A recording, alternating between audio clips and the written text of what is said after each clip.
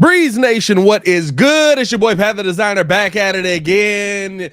Joining me on a what's today? Wednesday? It's a Wednesday episode, Tuesday episode. Tuesday. Jordan JC in the building, Mr. Meaty himself. He's been getting a lot of love in this social media space for all the dancing and the pumps that have been offered. Everybody's new to your game because they're not watching the full show. But hey, we got a lot to get into on today's show, man. Appreciate y'all for tuning in and showing love. Hit that like button, subscribe to the page, leave a 5-star review. Y'all know what to do. Got to talk about PFF and their love for the Chicago Bears offensive line when nobody else does. Boy. Because PFF says the Bears offensive line is not to blame. Also, got to talk about the Nate Davis situation. Is it even worth it to move this guy out of the starting lineup? If that is the case, and taking a look at how PFF's numbers have been, we're going to grade the players as well with that, but like taking a look at how PFF's numbers have been, is it worth it to move Nate Davis out of the starting lineup, knowing what you might get if he is benched? And then we got to take a look at Jaylon Johnson and Tyrique Stevenson. How dominant a duo are they? We got stats to tell you that the coverage numbers for these two are tops in the NFL. And yes, ladies and gentlemen, strap yourselves in because we will be finishing the show talking Chicago Bulls. Zach Lavine, not only back, but they actually are going to mend the relationship. At least that's what Joe Cowley's saying. All that and more today's episode of the Windy City Breeze Sports Talk Daily. Hit that like button, subscribe to the page, leave the 5-star review. Y'all know what to do. JC, what's going on, my guy? Yo, man, what's going on, man? Feeling good, feeling great, man. Everything's going well. Just got to make sure that these Bears do a better job on offense. Yeah, and it starts up front. We've said this the entire time. It starts with those guys that you have on the front side. And PFF just loves to praise these Chicago Bears offensive linemen. Now, I will say this. This is an overall how they graded, not how they graded in each one. Some of them, right, when they're talking about this, some of them, like Coleman Shelton's pass block grade is atrocious, but that run blocking grade, very high, and yet only 30 yards to show for it. So we got to talk about all of that, man. Appreciate y'all for tuning in, showing love. I need y'all to do me a favor, man. Stop playing around. Go ahead and come on. Push the button. Come on. Push the button. Come on, push the button. Yeah, come on, push the button. You heard what she said. Y'all heard what Sue Young said. Push the goddamn button, man. Stop messing around with it. Push the goddamn button. Push the button. You heard what she said. I just love his face every time in that movie. Like, whoa, wait. Whoa, hey. I wasn't expecting that. Child. I know we're in a life-threatening situation where I could blow you up with this bomb, but let's calm down the swearing.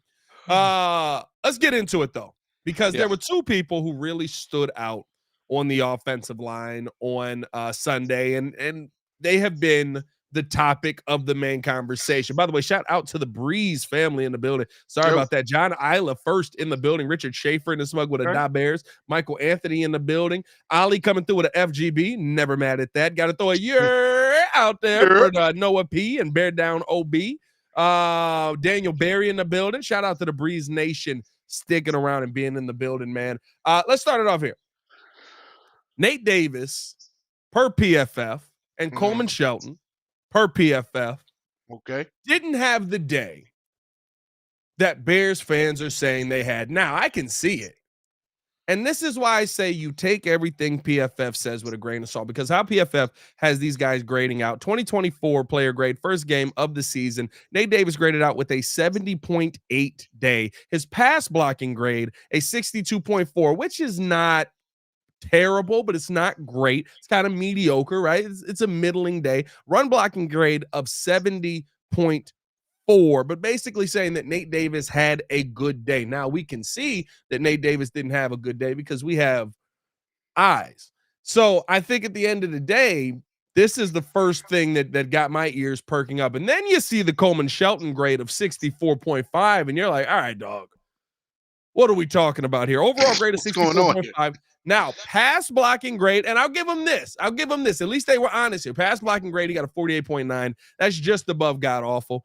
And then run blocking grade, though, 72.6. Basically saying, though, that the offensive line in totality did not lead to the Chicago Bears struggles. And this is why I tell everybody, Take what PFF says, take the numbers, take the information, and match it up to what you see on the field. Because at the end of the day, especially with a guy like Nate Davis, the numbers don't tell you the story when you look at where the heart is at. Mm-hmm. There's no metric for how much he's committing to this team. There's no metric for how hard he's going on the offensive line. You know what there is, though? There's film that says he's not going that hard. Yeah, there is that. There's a heck of a lot of tape that says this guy doesn't give a rat's you know what. What are your thoughts when you hear basically from PFF that the offensive line wasn't a problem, JC? I mean, you love to hear when PFF, praises the guys that are meant to be praised, never right to be praised. We talked about Jaylon Johnson coming off of a really, really good game. And again, it's all going back to the eye test. Like, the numbers look good for him, but you could see that he was dominant. You could see that, in that last play before he got the interception that he tackled a guy for negative two yards. Like, he had a big impact on the game in a good way. But when we're talking about Nate Davis and Coleman Shelton, you can also see it from the eye test that those guys were just downright trash. But now, if we're grading it from a total standpoint, then you could say, okay, well, 3 out of the 5 offensive linemen, for the most part of the day, did their job. We knew what Tevin Jenkins was going to do. When healthy, he's very, very good. He provided good line help, good blocking for passing and rushing. Outside of one maybe bull rush move, Braxton Jones did his job. Darnell Wright did his job. So if you're saying in totality, okay, I can get behind that to an extent. But again, if we're going to personal individual grades, yes, okay, they get a better run grade because maybe they only need to block or do their assignment for a couple of seconds. DeAndre Swift is going a certain way. Yeah, I get that. But overall, we still see that there's a weakness on the interior of that line, and it needs to get addressed. No grade, no nothing can change my mind from what the eye test saw. The eye test says you missed assignments. You clearly are not good at blocking when it comes to people that are 3 times your size coming at you, that are rookies, by the way, and Justin Simmons or Jeffrey Simmons, I believe. And like there's nothing that you can account for that. You can't take that away. And so again, I applaud PFF for trying to give some middle ground, but at the same time, we know what we saw out there and it needs to improve. I think here's where I have the biggest problem. Now, with Nate Davis, right, he only played 18 snaps in the game.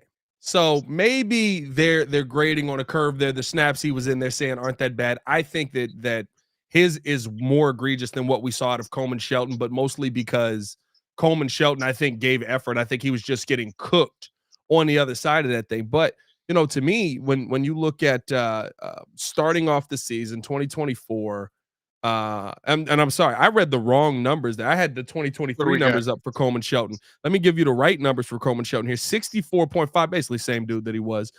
55 pass blocking grade, 74.3 run blocking grade. So they basically saying he's a great run blocker out there. Did commit 1 penalty that day and allowed 1 sack. Nate Davis, no sacks allowed. I just think that, to me, when I look at the numbers on this, the numbers don't tell the story. When you look at, the offensive line wasn't the problem. Then what was the problem up front? Now listen, and I didn't see who said it in the chat, but like you got to give credit to the Titans defensive line. You've got to give credit to T'Vondre Sweat. You've got to give credit to Jeffrey Simmons. You have to give credit because those guys are dogs out there, right? They're I don't know what the heck T'Vondre Sweat is. He's probably bigger than a dog. He's like a Clyde breed, man. He's a different breed. Yeah, he's a different breed. But you also have to then sit there and say, okay, but now what is the result of that? Coleman Shelton, 6'4", 299. T'Vondre Sweat, 6'6", 366 pounds. Okay, he's getting moved around a little bit. There's just a gap in talent there. With Nate Davis, it wasn't a talent issue. It wasn't a numbers issue. It was are you going out there and doing the best you can? And guess what? We saw players who supposedly are supposed to do this be removed from this team. We saw players who lacked effort be removed from this team. We saw players. This is the Chase Claypool situation. It feels all over again. He's just not being as vocal as Chase Claypool was. Mm-hmm. But there's no way that you can look at what we saw on Sunday and take the blame off of the offensive line in my mind at all. Now, is there plenty of blame to go around? Yeah. course. I got blamed for Caleb Williams for missing those passes that were wide open when the line actually had some good protection. I got blamed for the wide receiving core at times not being able to get open enough. I got blamed for Shane Waldron only using Cole Kmet for 48% of his snaps. I got blamed for guys on that entire side of the offense. Heck, the biggest blame, and I think the biggest egregious part of this, the numbers that we're seeing here, I got blamed for either Shane Waldron or DeAndre Swift and the running backs themselves in that room, because the run blocking grades they're giving are good. I don't know how good the run blocking was. I thought that it was kind of, that they weren't really opening up holes for guys to get through. But at the end of the day, it didn't matter yesterday or on Sunday because DeAndre Swift basically got all his yards in the fourth quarter on one 20-yard run. That last run. Yeah. Yep. And so I just think that, to me, again, take all the numbers, understand the information, take in the information. I'm not saying that PFF is not a useful tool, but it's stats like this that make the website not valid to me. And I'll tell you one more thing, right? Talking with J-Mac, talking with guys who have played the game, the one thing that you never know, and which makes it, to me, impossible to grade, is what someone's assignment is. You don't know the blocking scheme. Mm-hmm. Right? Olin Kreutz has looked at stuff and gone, I don't know the blocking scheme. I know what this should be. I know what it looks like it could be, but I don't know the blocking scheme. So when I see grades like this, and here's my thing. The reason I brought this up was all last season. All last season. All we heard was, well, the offensive line is grading out well. Well, the offensive line is doing well. And people would use that to say why Justin Fields is bad and why this is bad and why Justin Fields is worse and making the offensive line worse. What happened yesterday or on Sunday? Again, you gotta start to fix this stuff and realize that, the whole team has to be good for certain players to be good, especially your quarterback. Yeah, there's no Band-Aid for this right now, too. I mean, we talked about it earlier in the morning. What do we do to fix that, right? What do we do to fix the middle of that line? Absolutely nothing at this point. I mean, outside of the people that we already have on the line in the lineup, maybe Matt Pryor or Ryan Bates. I've seen someone say maybe Ryan Bates has to go to center and take up for Coleman Shelton instead of Nate Davis, and then Nate Davis gets replaced by Matt Pryor. Whatever the case is, even Flus is going to have to figure out some sort of combination and not make up excuses about him still tinkering with the starting O-line, and actually see if there's someone who can replace these guys. Honestly, for week 2, I'm going to be honest. We should see some adjustments made, because if you want Caleb Williams to progress, if you want Caleb Williams to start feeling comfortable and not getting into his own mind, just like kind of Justin Fields was, then there has to be some sort of adjustment made so that he has more time from the pressure that's coming up the middle, because that's what's going to continue to kill him day in and day out. And it's not going to get any better with the defensive line that we're facing against in Houston coming up. Absolutely not. Absolutely not. Let's take a quick break. Let's hear from a word from our sponsors real quick before we get into the conversation even more in depth. Because listen, what we saw on Sunday can't keep happening, because it's been happening go back to Mitch. Yeah. We're not talking about this was a Justin Fields problem. No, this is a Bears problem. We just don't do offensive line anymore. I don't know where that happened at. So we're going to take a quick break. Can you fix this right away? Can you fix this heading into week 2? And is it even worth it to make some of those changes? We'll talk about that right after this. What's happening, Bears Nation? It's your boy Pat, the designer from the Windy City Breeze, where we keep it 100 about everything Chicago Bears. Now, if you're like me, you don't just watch the game, you live it, and that's why you need to check out BetDSI. BetDSI is where it's at if you want to put your money where your mouth is. They've been doing it for over 20 years, giving you the best odds, lightning fast payouts, and a platform that's as solid as the best O-line. Whether you're betting on the Bears to take it all the way or making clutch live bets during the game, BetDSI has you covered. And here is the kicker. Just because you're rolling with the Windy City Breeze, BetDSI is hooking you up. Sign up today with the promo code WCB, and they'll give you a 120% bonus on your first deposit up to $1,000. That's free money, folks, to make sure that you're winning as you back our boys in the blue and orange. So what are you doing? What are you waiting for? Head over to betdsi.eu, use the code WCB, and start turning your Bears passion into serious cash. BetDSI, where real Bears fans get it done. Appreciate y'all tuning in, showing love to the Windy City Breeze Sports Talk Daily. Hit that like button, subscribe to the page, leave that 5-star review. Y'all know what to do as we welcome in C-Dub to the channel. Mr. Superman, Mr. Strap in your boots. Put on your seatbelt. Make sure that your thongs are ready because we going where? To the moon. Make sure. Was that a new one? Was that a new one? I thought you said that. No, you didn't. That wasn't you? Okay, don't worry about that. Don't worry about that. Uh-oh, your mic didn't went out. Now we can't hear you. Strap in your mic. How do you do that? I don't know. I don't know what you did. Check the settings on Restream. Yeah, reset yourself on Restream, dog. We'll let you back in. Throw a thumbs up when he's ready. He'll be back, ladies and gentlemen. If you have not done so, hit that like button, subscribe to the page, leave a 5-star review. Y'all know what to do. Mr. Media, I don't know if you saw this or not, but we missed a couple of things here. Not only over 100 in the chat, we also got over 200 in the chat. DeMarco. Let's go. Appreciate y'all. Appreciate y'all for tuning in, showing love. Okay, so we started the show off talking about the Chicago Bears offensive line, which PFF does not believe is struggling as bad as it is. Yeah. But we can see. We have eyes. We saw what seemed to be, and listen, Coleman Shelton, maybe he's better than what we saw in week 1 because Coleman Shelton's putting in the effort. Coleman Shelton's putting in the work. I didn't see lackluster want to out of Coleman Shelton. But what we did see that was out of Nate Davis, and it's been something that we've been seeing the entire time this offseason. Again, I don't take last offseason into account. Very different situation. It's something that you saw in the previous offseason, though, to last season in Tennessee. Just a guy that seems like, I mean, at this point, I question if he wants to play football at all. And here's my question to the chat. Here's my question to you, JC. Is it even worth it to bench Nate Davis at this point? Because he's already giving you lackluster performance. He's already giving you a subpar performance. He already seems to be giving you subpar effort. Mm-hmm. What's going to happen if you tell him now you're the backup? What's going to happen?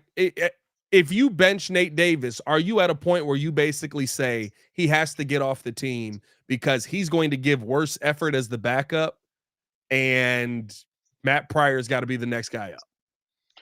Here's my thing. That's not my problem. If I'm the coach and I'm saying, hey, your effort is not on par with somebody that I want to start for this offensive line, and we can clearly see that it's a deficiency at your position, I don't care if you become a backup and you get all mopey and pouty about the fact that you're a backup now.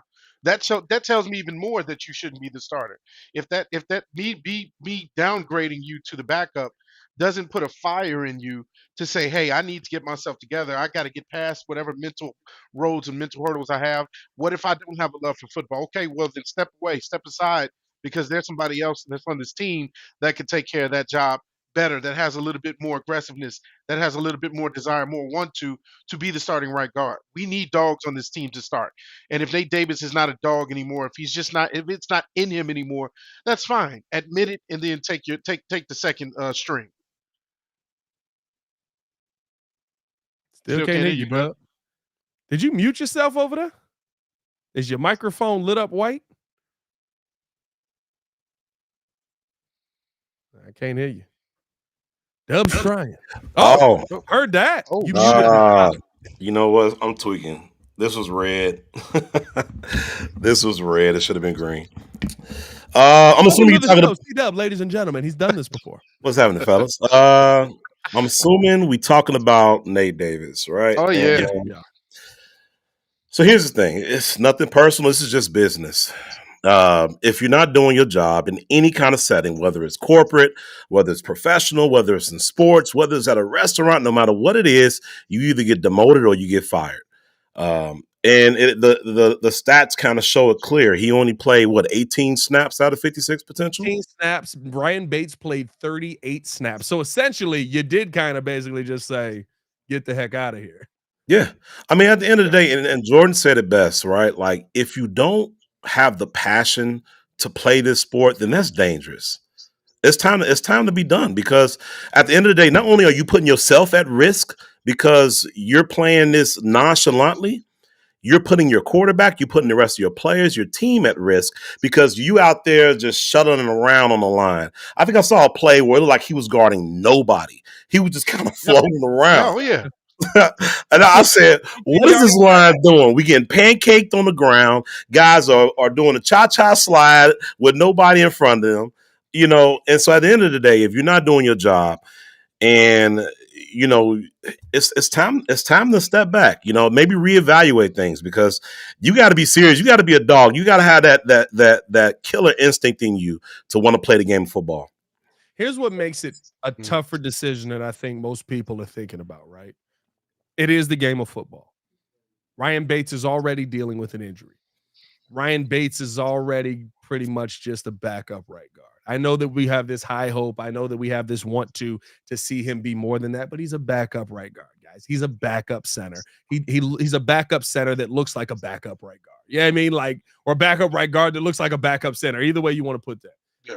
And so if you put him in there, you realize that you're taking less talent and throwing it out there, right? But if you take Nate Davis out, I don't think putting him back in is an option. In the NFL, if you're looking at Ryan Bates and he gets hurt and you have to put Nate back out there, you may be putting yourself in a worse situation further down the line by taking the job away from him now. I'm not saying don't bench him. But what I am saying is you might be in a situation where you made this bet. You could have brought in different pieces there. You could have tried to address this position. You made this bed.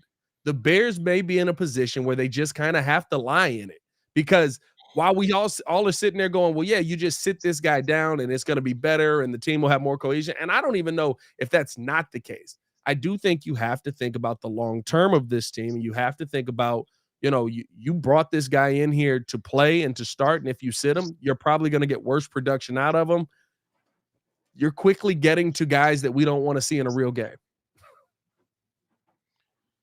At this point, I look, and I'm looking over some of the measurables of some of the offensive linemen we have, behind them. And you talking about Ryan Bates versus Coleman Shelton. I'm gonna be honest with you, just from a weight standpoint, I would love to see some change, because if Coleman Shelton is a little too light in the pants, I mean Ryan Bates is almost 20 pounds heavier than he is at 305 pounds, 6'4", 305. Okay, let's see what that looks like at center.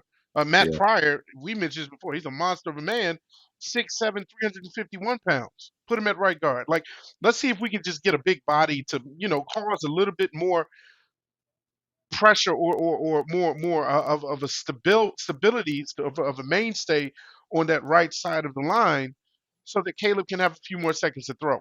At the very least, that's what I would love to experiment with, instead of just saying, oh, well, you know what, Nate Davis is the best that we got because he was supposed to be the best that we got. Like, to me, that's just an excuse at this point. We always glorify, we praise the fact that the offensive line got depth over the offseason. We got a lot of pieces, but we didn't necessarily get the talent that we needed, outside of the three that we have on the line. So that's where I think we need to continue to shuffle this deck and see what cards are the best to put on the offensive line to start. I think a lot of the comments that I'm looking at is kind of agreeing with my thought that I was having in my head. This might be Ryan Poles' fault. Oh, yeah. Because there's no question. It's Ryan Poles' fault. Yeah. We had linemen out there. We have an embarrassment of riches, so to speak, so much so that we drafted an elite punter at the 4th round. And so we have these glaring holes at guard. So for some reason or another, at tackles, we're doing okay, but at guards and center, we struggle. And we didn't put that focus on trying to fill those needs. Instead, we put like stopgaps. We put guys that can be there temporarily. And so for me, this again, Ryan Poles, like, man, this is a knock against him right now. And Oh, I'm gonna 100%. be honest with you, just real quick. I see Mike Nice's. I appreciate Mike Nice saying, yeah, it's not always all about size. It's about the technique. At the end of the day, you want to make sure that you have great technique. But have we seen that from the starters? And that's why I'm saying different to get some guys that have a little bit more mass to them to see what they can do on top of developing their technique. That's all I'm saying is let's turn the page a little bit and see what else we can bring to the table. Because if we're just going to be okay with mediocre, then that's not going to do well for us or the quarterback. No, and I think here's the thing. That's why it's a Ryan Poles thing. That's why it's Ryan Poles' fault right now, because you haven't gotten this right in the middle, and you've tried to go with makeshift names, and you've made this the last thing. So now you have to navigate a season, because here's the thing. I do think he'll address it this coming season in the draft. I think that the focus will be on the offensive line, but I also think that you have to be realistic with what your expectation of this line was.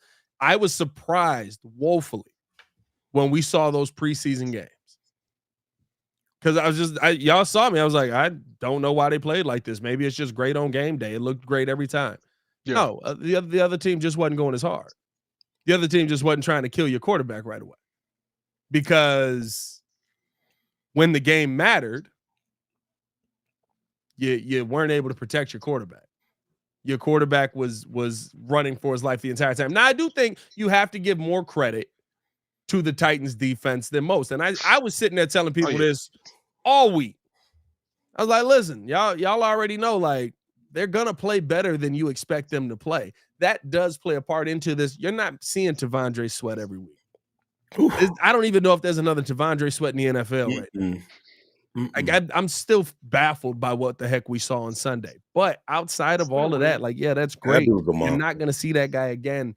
You still have those deficiencies that you could have addressed this season in the draft. And I love the fact that we have Rome Odunze. I'm not upset that we have Rome Odunze. I love the fact that we went out there and we got Austin Booker. I like that pick. Karan Amageji. Okay, we're taking chances again. You're trying to find another Braxton Jones. I'm not as big of a fan on that. Would have loved to see the Bears try and get back into the draft. Y'all know I wanted a Powers Johnson on the table. And I understand that he's not out there right now, but I'll tell you what, Jackson Powers Johnson is a center. Yeah. You got an answer. You know what I mean? You don't have that right now. And C-Dub, you brought it up. Right now. Even with taking Karan in the third, there was no offensive lineman you liked in the fourth, because for all the hype that was around Tory Taylor and all the excitement that was around Tory Taylor, I don't recall one punt being downed inside the 10 on Sunday. And he got a lot of punt opportunities. He got like what? I think the stat was like 3 in the 20. 3 and 20. That's not the punter we paid. That's not the punter we drafted. That's not what I was told. I was told this dude is a generational punter. Supposed to be like a backspin on that football. That's what I was told. It's supposed to be a backspin on the ball that come off his foot different. When it landed the one, it's just going to pop straight up, somersault, and the ball's going to land like it hit a pillow on the grass. That's what I was told. You take that back, all right? You take that back, Pat, all right? I resent that. You take that back. Tory Taylor was doing his job, all right? What's the reason? He did his job. He did his job. What, did he? He did, but I mean, you drafted a punter. It didn't look generational. You drafted a punter. It was his first game. You drafted a punter. Hey, he wasn't the problem, all right? There are plenty of other problems. No, he wasn't the problem. My problem is, again, you could have addressed this position with another knee. Also, you brought in a pretty freaking good punter in Corliss Waitman, and he just was like, well, yeah, we're going to have 2 good punters in training camp. I could have killed somebody right there. But, I mean, like, it's one of those things where it's like, I think you got a little too cocky dealing with the offensive line. And GMs will do that. Yeah. You think you're smarter than everybody on that position, and then you get it. And I think he does feel that way because he played the position. And listen, at the end of the day, Darnell Wright looks good. Braxton Jones looked good to me. I thought he looked good off the edge. There's a couple plays that were bad, but for the most part, I thought he had a good day. Tevin Jenkins is not a Ryan Poles guy. All the other Ryan Poles guys that have been stacked in that middle have been horrible. And now you're in a position, and this is why I said, this is why I brought up, is benching Nate Davis even worth it? Now you're in a position where you've made this bed of, we kind of gotta go out here and just try and get the best out of Nate Davis because he's the best available. But if you bench him, you're basically saying, we got Ryan Bates, and if Ryan Bates ain't in there, that's just going to be a revolving position the entire season. Because even with that, what if Doug Kramer or what if Coleman Shelton goes down? Now Ryan Bates got to go over. Now Nate Davis got to go back in. Well, you can play Matt Pryor. There's a reason he's the third string guy. Yeah, I mean, I like Bill Murray, but there's a reason Bill Murray's not on the field. Yeah, and this is a problem because at the end of the day, people can say what they want, and I think you touched on this a little bit, Pat. But this is a big reason, and I know he wasn't great at all of his reads, but this is a big reason why Justin wasn't as successful as he could have been. Yeah. I'm not saying he was going to be a top 10 elite quarterback. I'm not saying all of that. I'm just saying by the time that he says hike, there's a giant man in his face, and he's coming right at you through the middle, not on the sides, through the middle. What? There was no pause. That wasn't a pause? Was that a pause, chat? Y'all let me know that was a pause. And I don't think that was a pause. I don't know. I think that was, There's a giant man standing in your face, and he's coming at you from the front, not the side. You put it all in context, right? But that dude Sweat, man, listen, I was looking at the tape. That's a giant man, and he made Coleman Shelton look like a little dude. He made him look like a child. He looked like a junior, like a freshman going up against a senior, bro. But here's the thing: anybody we would have put in would have looked that way. Yeah, there's no answer for that, and that's why I say you have to give credit to the guys on the other side. You have to give credit to the guys on the defensive line. You're not going to play another T'Vondre Sweat. I don't think anybody even close to him this season. I mean, do the Jets? We don't play the Jets, do we? I was like, Quentin Williams is Nah, that would be the guy that I would say close to him, and we don't play him. Okay, well. This podcast brought to you by Blue Chew. Brought to you by Blue Chew. Bro, that was funny. I can't wait for you to hear that back. That sounded like you know something about Ringo's Wall. I gotta check that out. I didn't see that. I gotta watch the last 20 minutes of last. By the way, I'm a 300 in the chat. Yeah, 300. But no, we don't play Vita Vea either. That's the other guy. We don't got the Buccaneers this year, so there's a couple of them in the league, but it's like I don't even know. Is Vita? Yeah, Vita Vea is Vita Vea, big boy. I think too, like a lot of that line, a lot of the offensive line was used to Justin last year, and so if I'm giving them any kind of reprieve, any kind of excuse, it could be that they're used to seeing a guy say, hike, 1, 2, I gotta go. And when he goes, he's gone. And Justin's fast. Caleb don't look nowhere near as fast as Justin is. And so maybe if I'm giving them an excuse, maybe they're expecting him to dip off and run. Maybe that's what it is. And you know what? Listen, Courtney Cronin said that today too on the Chicago Bears podcast, saying that maybe they're just used to a different guy being there with 3/5 of the line being what it is. That's not what it looked like to me. It looked like a failure to perform. It didn't look like you're looking around looking for your quarterback trying to see if he's gone already. Like and that's again, like I go back to the PFF numbers. They're very interesting to me because it just looked like a lack of effort from one player and a lack of talent from another. And guess what? When he got here, we literally were like, this guy really doesn't have a ton of effort, but we hope that it changes this season. And the first thing I said was good teams don't cut good centers. Yeah, you did say that. Good teams don't cut good centers. It's never happened.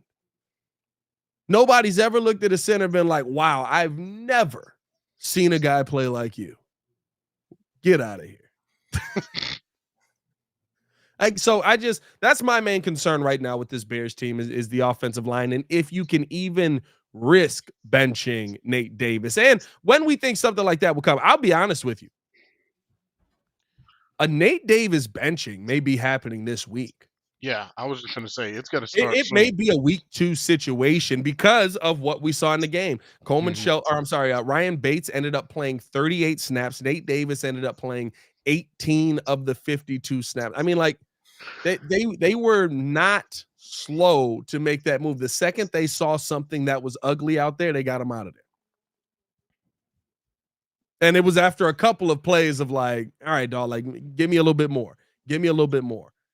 But again, you had opportunities to address this position. You had opportunities to go out there and sign guys. You had opportunities to go out there and draft guys, and you chose to go different directions. And in my opinion, you got a little cocky in that 4th round. Yep. The trenches is the biggest question. Now, apparently on the defensive side, he got it figured out. Go out there and get Darrell Wright. Go out there and get I mean, like all these names. Like, what the heck is this? He just finding names left and right. I love what he's doing on the defensive side. But you drafted this kid, you gave him all of these weapons, and you didn't emphasize protecting him. Yeah. Now, I do think it gets better though. And at the end of the day, I don't want people to think that we're There's sitting only here one way. upset by a win. I do think it gets better though. I think that the Chicago Bears offensive production can be changed based on how you call the plays. I think that, you know, what we saw in the game, if Caleb Williams is hitting, we're not having this conversation. We're probably still talking about Nate Davis and Coleman Shelton. Yeah. But we're not having this conversation as consistent as we are because of, and it's because of the things we saw last season with Justin, what we're seeing in week 1 that looks very similar with Caleb. But what I will say is if Caleb is accurate on 2 of those passes to Keenan Allen, he scores 14 points. He probably has over 150 yards passing just off of those 2 passes because they were 2 deep shots where Keenan Allen was wide open down the side of the field. I also thought it was weird that people are like, Keenan Allen's over the hill. I was like, that's crazy to me. We saw him streaking down the sideline. Like he did, the heel bothered him, but like y'all know we saw him streaking down the sideline on 2 Caleb Williams overthrows. Yeah. He got open majority of the time. I mean, a lot of the throws, like he dropped one pass, obviously, but that one pass he dropped, he was able to break free from that cornerback. So he still got it. I don't think Keenan Allen really lost a step. It does suck that he kind of hurt himself in that one play that was overthrown. Yeah. But I mean, man, I don't know if I really blame that on Caleb because again, he has 1 to 2 seconds to make a decision before boom. In your face. See, that's the thing, though. That's where watching the tape comes in because both of those passes, he had time to make the pass. He had time. When he didn't have time to make the pass is when he got his arm hit. Keenan Allen's running wide open again. Oh, my God, that one. Across the middle. That one. and he couldn't get it out there. You know that what I mean? was actually a stat. Pat, stop it. The season's over. What? After we won, huh? Crimson, you counted down every day. Season's not over. No, I'm not worried about I'm not worried about Keenan Allen in the slightest, dog. Like people were freaking out about Keenan Allen. I was like, the one drop pass is very uncharacteristic of him. That's a touchdown. Like Keenan Allen could have had a 3 touchdown day. Could have. Easily. I don't know. Wait, what was the other one? Right sideline, left sideline. The one he dropped in the end zone. 1 is on him, 2 on Caleb to me. Yep. Right sideline. Oh, yeah. Okay. The one he ends up getting hurt on. I mean, he's past him. The only reason Buddy caught up is because he started limping. Yeah. Yeah, I mean, you gotta get the accuracy right on there. You gotta get the accuracy right on there.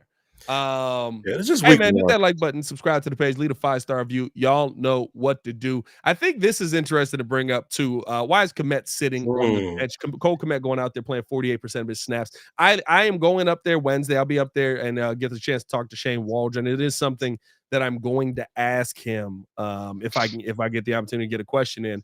Because I'm already knowing that press conference is about to be nuts. They about to be like, why did you suck?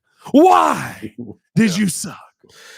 Yeah, you're paying this guy $10 million, man. I think Everett had more snaps than Cole Kmet. Yeah, he did. Absolutely yes, he did. And I said this coming into the season, and it's something I said in preseason as well. I think that you need to utilize Cole Kmet more.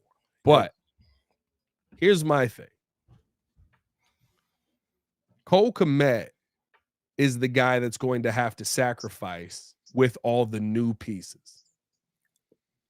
Cole Kmet is the guy that's going to have to sacrifice the yardage. Now, I do believe that Cole Kmet's touchdowns can go the right direction because I think that Cole Kmet can be a red zone threat. I think that he is a red zone threat. I think when he gets down there, they're going to be like, give it to Mikey and throw it to the big 6'6" dude who's a freaking giant over the middle who also can jump. So I think that to me is where he's going to make his bread and butter and how he's still going to be as impactful. But when you talk about if you're going to go out there and use a tight end, right? What is the NFL moving towards? What do the Kansas City Chiefs have? What did the Seattle Seahawks have? What do most of these teams have as far as tight ends? What the heck is Sam Laporta? What the heck is Trey McBride? They're receivers. They're just really big ones. Yeah. And that's more of a Gerald Everett than it is a Cole Kmet. Cole Kmet's more of a possession tight end. Gerald Everett more of a athletic tight end. So I think that may be a glimpse into what Cole Kmet's season is going to be. And we just didn't get in the red zone. Yeah, that's Guess another what? issue. The one pass Cole Kmet got, we was in the red zone. It was close to the red zone. Yeah, he did get that. No, I agree with you. I think that's where the league is going. I mean, you talk about some of the newer generation that's coming in, Brock Bowers, receiver, tight end, Kyle Pitts, even though he has been utilized, that was mainly the quarterback. I mean, this guy was a beast coming out of Florida. He's a receiving tight end. Like, that's where the game is going. And I think that'll be one of the things that I look to see in the next game is how they utilize him more. I think because of the way the game was going, they used him more as a blocker because they just needed to. The offensive line was just atrocious, obviously, again in the middle. So I think they used him more as a blocker in the snaps that he was out there. However, you can't really make an excuse for how many snaps he still was out there. He needs to be out there more to impact the game because maybe with the offensive line not giving Caleb as much time, that's the guy you want to dump off to outside of Swift coming out of the backfield. Like, that's the guy you want to dump off to get you some easy yards to dink and dunk down the field. You know, that's what I expect. Hopefully going into this next game, they make that adjustment in the game plan. And I think it will because, you know, you got to take into consideration this is week one. And I think it was a stat going around that week one has some of the worst quarterback play across the whole entire league. The whole league. As a matter of fact, I think the Bears had the record for coming from behind 17 points down and only having less than 150 yards passing into there. So I think. Yeah, I think this week was an anomaly of a lot of different things. And then you throw in the fact that Rome got hurt. And so I really hope Rome sits the next game, let this kid rest, let him heal up that knee. But then you may see Cole Kmet get more play, more tick. And then also, I don't know how Keenan Allen is feeling. So I think Cole Kmet really going to have to step up next week, especially going up against Houston. I mean, we heard that Keenan Allen's basically said that he's fine. And him and DJ Moore talked after, right? And they said that they're fine and they'll be good to go. I would expect that they're going to be good to go next week. But, you know, here's the thing. Even with that, right? Even with dealing with the heel, even with dealing with, you know, I mean, DJ, according to Courtney, DJ was banged up in that. So he did go to the tent. Remember after? Oh yeah, he did end up he going caught that ball, and then it was like his ribs or something. He got a sting or something. I don't know what it was, but he ended up going to the tent. She said he was in there for about 10 minutes. Probably knocked the wind out of him. So the doctor was taking a good look at him. So maybe he's dealing with something. Maybe we'll see him pop up on that injury report tomorrow.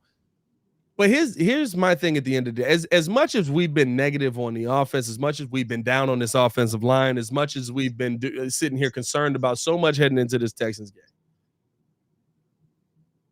when I rewatch the game, I don't feel like Shane Waldron called a bad game. I don't feel like Caleb Williams went through his reads poorly. I don't think that he chose the wrong players to go through.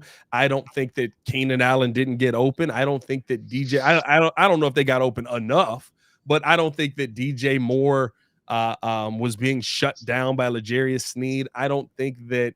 Yeah, the biggest thing that I have a concern about right now is maybe the run game because I mean you tried to use that and it basically just didn't work, and you didn't go to the short run game. But for the most part, I thought that the operation of what they were trying to do was fine. I thought that the execution of how they ran those plays was what was piss poor. And to me, like, I keep seeing people say, you know, Shane Waldron, he didn't call the right plays. He didn't make if Caleb makes a couple of throws, Shane Waldron called 4 touchdowns. Now, I will say I don't get 3rd and 29 and you do a tight end screen to Gerald Everett. That was weird. You could have basically just punted on 3rd down and called it a day with that one. We could have saved time on that play. But outside of that, like, he called 4 touchdowns. Yeah. Keenan Allen should have had a touchdown. Keenan Allen should have had, like I said, 3 touchdowns. I guess he called 3 touchdowns because I don't think the DeAndre Swift one would have been a touchdown. I don't think the DeAndre Swift one would have been a touchdown. My thing is Caleb Williams didn't look as bad as we thought. You know, a lot of people that I've noticed, I've watched a few film breakdowns, as I mentioned earlier in the morning breeze. You know, one of the things that you do appreciate about what he did, even in a bad game, is he didn't turn over the ball. And that when he needed to lead the team down the field, at least to get field goal range, you know, he made some crucial throws. And so you feel good about that. You feel good about that going into week 2. And I'm sure he's the type of player that's going to say, you know, I got to get better with this. You know, he already said, I will be better. And to an extent, I believe him. And, you know, Steve, I agree. Game plan to me was garbage. I was tired of seeing all those screen passes. But maybe Shane Waldron felt like he needed to do that because the offensive line didn't give him enough time. I felt like there should have been some more explosive plays. But, again, it just wasn't on point. You know, the throws down the field weren't on point. So it just altogether, it didn't look good. I won't say, in my opinion, that the game plan looked great or was okay. But what I will say is I think they can definitely learn from this. I think Shane Waldron will learn from this and know who he needs to utilize more as far as with the tight ends. Even DeAndre Swift a few more carries out of the backfield. I know he only went 10 for 30. My goodness, can he get like at least 15? Can I get 15 carries out of him? Yeah. You know, at a certain point. So that's my concern. But I think that's what makes this tough when you talk about the game plan. That wasn't the game plan. That's not what he had planned. He didn't plan for, but you have to adjust your plan based on what your players are doing.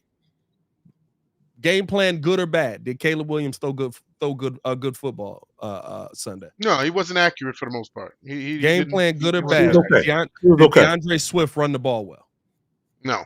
Yeah. I know you don't like your running backs, but I feel like running backs are better with more carries. I agree with you, but he got 9 carries. He ran 10 yards. But you know what? The game plan might have changed too. What did he do at the end, though? But you know what? The game plan. Yeah, I was gonna say the game plan might have changed too when you go down 17-0. So the game plan absolutely changes when you go down 17-0. Yeah. Like, but I think your game plan, all right, like to call it the game plan, what he was running. I think you saw a coordinator that actually adjusted a game plan to how his players were playing, which is what we didn't see last year, good or bad. That I agree right with, when it was good, the game plan in the second half was don't screw it up. Mm-hmm. When it was bad, the game plan in the second half was somebody else got to win this game. Yeah, conservative, very conservative.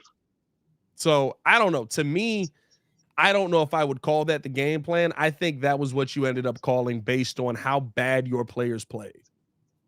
It's hard to sit there and say, yeah, let's just run through the game plan. Let's just try and figure this out. Let's call this next play. Let's call this play. Because this is what should work. And then you see Caleb Williams sail the ball 10 yards over Keenan Allen's head. Hey, but you know what, Pat? I'll say this. That's a major upgrade from last year. Because Luke Getsy would have stuck to whatever Luke Getsy wanted to do, and it's either his way or the highway. Game plan started off looking like that. That would have been Luke Getsy's game plan for the game. But the thing is, Getsy never adjusted. He never adjusts. And so my thing is, a good coach knows that sometimes you have to adjust. Maybe your players aren't playing the way they're supposed to be. Hey, Johnny, facts. Yeah, that pancake, man, that was terrible. He got smashed. Now the pancake that everybody keeps talking about, he got tripped. Let's give him a little break. It just looked terrible, man. He got tripped. But there was 3 other plays. But how did he land? You should land backwards. He landed face down. Yeah, there was 2 other plays in that mug where that it was bad. That was like, dog, how you landing on your pushed around easily. Yeah. Definitely got pushed around easily. Let's we were going to talk a little Bulls, but we ain't got time to. I think that was on purpose. Might have been. Ooh, snap. Oh, snap. I mean, listen, they're trying to fix the relationship with Zach LaVine. Yeah. And that's the recap. I agree. They should. I don't. Like, I mean, what else could they do? They got nothing else they can It do. was an option. The Bulls They really have a choice. relationship with Zach LaVine. Of course, he's on the team. You don't want to show up to work every day and go, I hate this guy.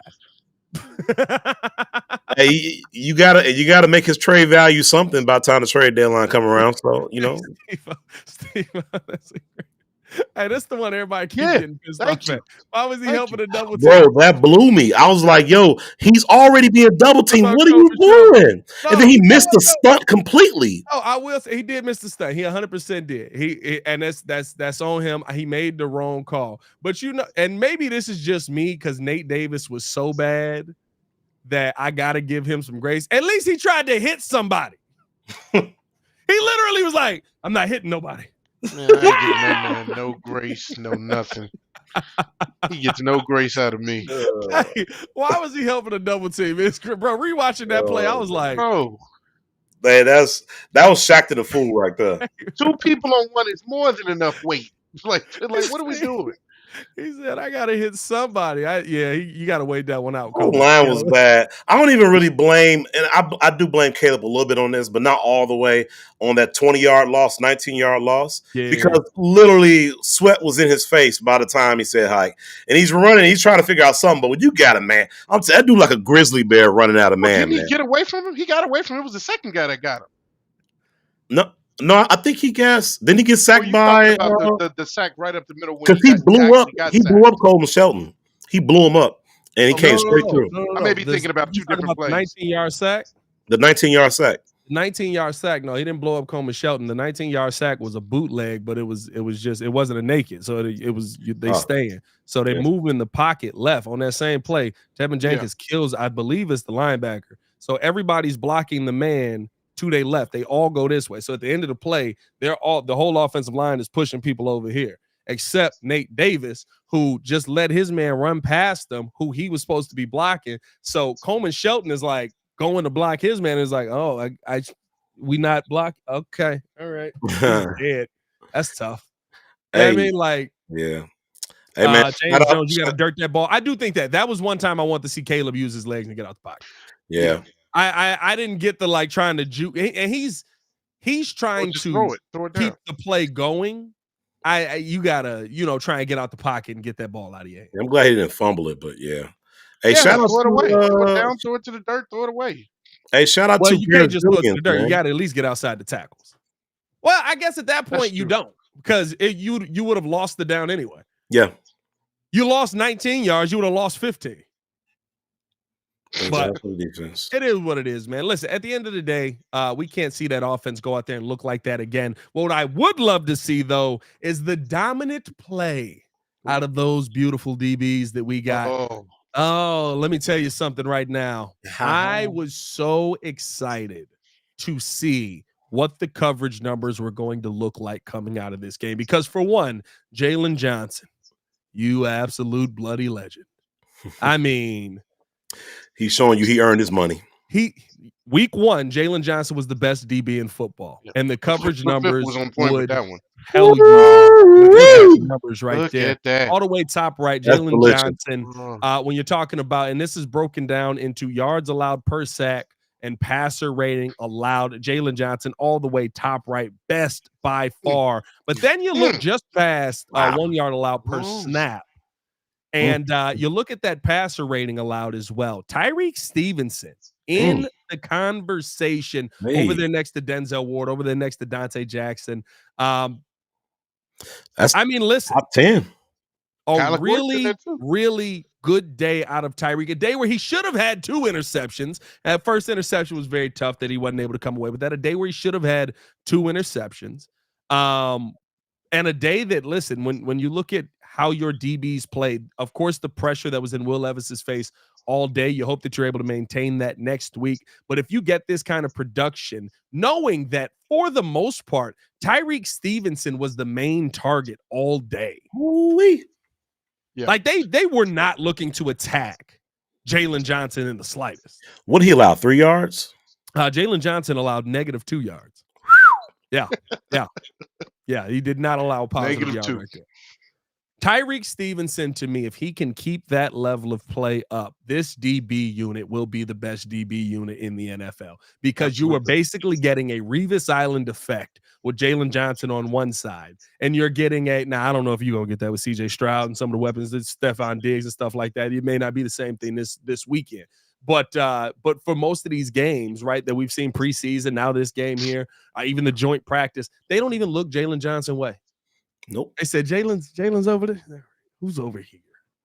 Who's over? No. What are you doing? You stay over there. I don't want to see you coming across the field. All right, I'm throwing at you. Seeing Tyrique Stevenson give up, and put that back up there again. Just under that 50 passer rating allowed from Tyrique Stevenson. Seeing his name on that list. Oh, by the way, Kyler Gordon down there as well. It was a little bit higher. But not as a good of a day for Kyler Gordon there. But seeing that where Tyrique Stevenson is on that list, I mean, like, you've got a guy who's getting a bulk of the targets, majority of the targets, and he's keeping that guy to a sub 50 passer rating. What more can you ask for? This Bears DB unit, man, they came to play that day. The pressure up front absolutely helped. Big Bill being in there dominating absolutely helped. And I think that this is a team that has, at least defensively, you feel is locked up. No, you feel comfortable. And this is why, I even heard what Ringo said yesterday, man. Is this a championship caliber defense? Yes. This could possibly be a championship caliber defense. The more we get into the season, too, they're just going to continue to, I think, improve and get better and gel. What I love about Tyrique, and I mentioned this before when we talked about, who we feel will impact the Bears team the most when we mentioned our top 10. He was the guy that I looked at as one of those guys on the list because I personally feel like he could meet the talent level of Jaylon Johnson. Yeah. And if you're talking about two cornerback ones that are legitimate top corners in the league on both sides of the field, who are you gonna run to? Who can you run to? You ain't gonna run to nobody. Then you're gonna say, okay, well, let's try the slot with Kyler Gordon. Kyler Gordon is still not he's gonna come into his own eventually as well. Like, we have a really, really good DB room. And so that's where we gain our confidence from is the defensive side is addressed. You really don't have any issues with those guys. They had a really good performance. I think they're going to build off of that. Those two guys could have had 4 interceptions combined. Like, it was a really good day for them. I think our secondary might rival 2006 Bears secondary. Well, let's get through a couple of weeks. I mean, based on potential. It felt good. I don't know if I'm there yet. Let's get through a few weeks before we start giving 2006 out. But I did say this. It felt like it. But just a second. I'm talking about the secondary. Yeah, it had a feel. No, it felt like it. Like as they started getting picks and stuff, I was like, oh, they might win this game. Yeah. It felt like it. Yep. Charles Tillman was never confused as the best CB in the league. Yeah. I think that even this comment here, Don Burr said, Pat, it was Malik Willis. I mean, Will Levis you played. Same dude. One likes mayonnaise, one doesn't. Okay. All right. But what's your point, Don Burr? No, but here's what I'll say. Don Burr, I would agree with that if the Bears only forced one turnover. I would agree with that if the Bears only came away with one pick, and that was the day. The Bears came away with 3 turnovers off of Will Levis alone, 2 interceptions, 1 forced fumble by Darrell Taylor, and had a chance for 2 more. We're in position both times for 2 more on him. It doesn't matter who you play when you're able to dominate the trash mugs like that. Mm-hmm. Everybody don't dominate the trash. Yeah. Everybody don't have 3 turnover days versus the trash. It was a lot of trash in this league this week. Bryce Young was trash. Oh boy. Oh, that's bad. Hey, I want to shout out to the Carolina Panthers who've been eliminated from the playoffs. So I also we look like we getting that. What's that 31st pick? We getting that 33rd. I also want to thank thank the Carolina Panthers for hooking us up with that 33rd overall pick. But no, like you don't just. My point in all of that is it was a complete domination of Will Levis. It wasn't you got out of there by the skin of your teeth. Yeah. Will Levis was dumb too, right? Like that last interception to lose the game. That was the dumbest. That was one of the dumbest plays I've ever seen. I love the video that showed it slowed down. He fell to his knees like, no. I thought that was hilarious. Did you hear his coach after the game? He literally said, we could have won this game if we just punted on first down every play. That's bad. Jesus Christ. That's bad. Talk about I'm probably not going to be playing this guy long. Where's P Kid at now talking about Will Levis? Remember he was hyping up Will Levis the whole first half? As I've read, so by the way, if you guys want to tap in with us, man, if you're in here right now, if you haven't done so, go subscribe to the Patreon, because on the Patreon side, we have the full live reaction with the game attached to it. I don't know if I can get away with that or not, but tap in with it, tune in with it. Yeah, I mean, that's over on the Patreon side. Patreon, you can kind of get in with free word. There's a lot of football tape over on Patreon, so I don't want to hear it about anybody. But tune in with it over on the Patreon side. And just watch. There's two things that you notice. One, you notice how much COVID P Kid was handing out the entire day. I mean, it was obscene. I'm praying I don't get it, Jack. I'm praying I don't get it. It was very obscene amounts of COVID. But hey, this is me and Kid the whole game. Your turn. My turn. Yeah, for real. My turn. Well, I mean, if you ain't got it, did you take a test? Yeah, I'm straight so far. Oh, well, if you straight, you good. He already sick. You kept the test? But man, I kept the results. Here's everybody to see what P Kid just sign Kid name on there. Just under ID, just put Kid.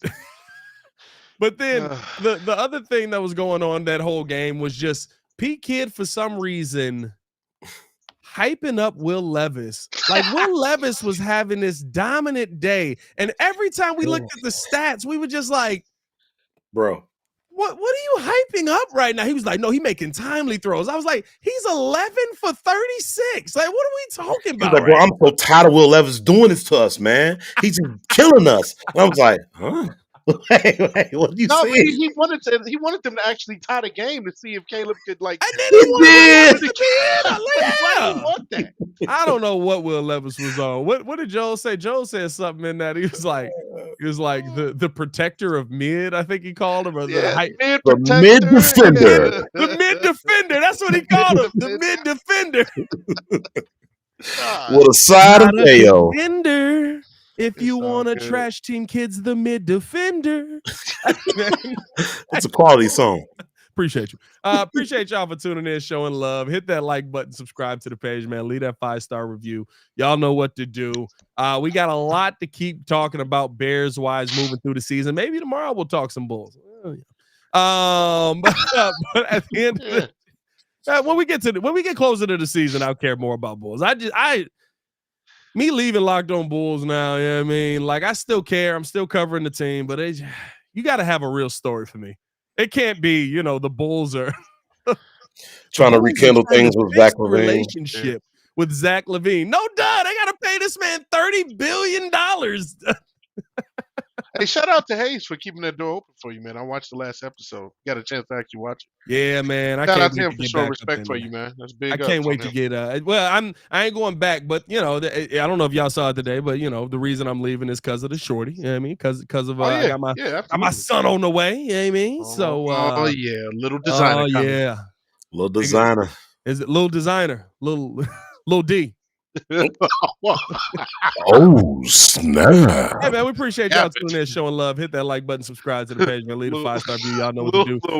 For Mr. Meaty, Jordan JC himself, and of course the Dominican Superman C-Dub in the building.